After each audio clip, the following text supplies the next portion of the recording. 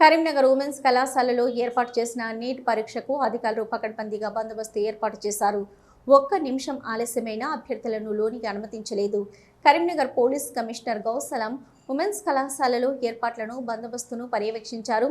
Women's college neat పరీక్ష కేంద్రానికి 2 విద్యార్థులు నిర్ణీత సమయం కంటే ఆలస్యంగా చేరుకున్నారు. నిమిషం నిబంధన అమలులో ఉండడంతో నిర్వాహకులు పోలీసులు వారిని లోపలికి అనుమతించలేదు. పరీక్ష రాసేందుకు అవకాశం ఇవ్వాలని సదరు విద్యార్థులు అధికారులకు వేడుకుంటూ అక్కడే ఏడ్చారు.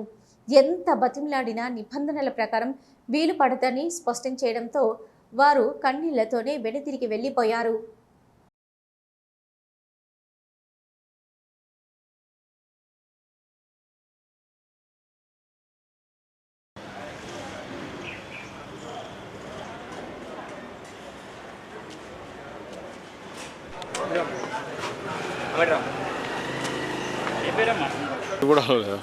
చెప్పిల్లు మరి ఇన్స్ట్రక్షన్స్ క్లిప్స్ లాంటివి కూడా లేవు, ప్లాస్టిక్ క్లిప్స్, 2 ఫోటోస్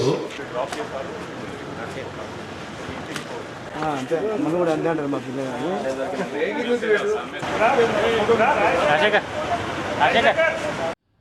మొత్తం బందోబస్తు ఆల్మోస్ట్ 300 పోలీస్ సిబ్బంది ఇక్కడ డిప్లాయ్మెంట్ చేయడం జరిగింది. ప్రతి సెంటర్లో స్టాటిక్ బందోబస్తు, ఫ్రిస్కింగ్ 2 లెవెల్స్లో జరుగుతుంది.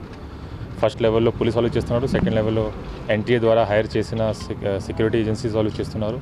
ఇది కాకుండా కాన్ఫిడెన్షియల్ మెటీరియల్ సెక్యూరిటీ కోసం స్పెషల్ ఎస్కాట్ ఇవ్వడం జరిగింది.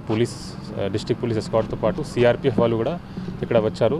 వాళ్ళ ద్వారా కూడా మేము సెక్యూరిటీ ప్రొవైడ్ చేస్తున్నాము.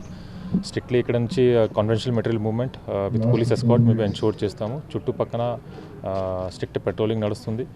ఇది కాకుండా సెక్షన్ 163 BNSS కింద కూడా ఎన్ఫోర్స్మెంట్ జరుగుతుంది. 5 or more పీపుల్కి అన్నెసరీ గ్యాదరింగ్ చుట్టుపక్కన అలౌడ్ లేదు. చుట్టుపక్కన ఉన్న జిరాక్స్ షాప్స్ కూడా మేము క్లోజ్ చేసుకుంటున్నాము.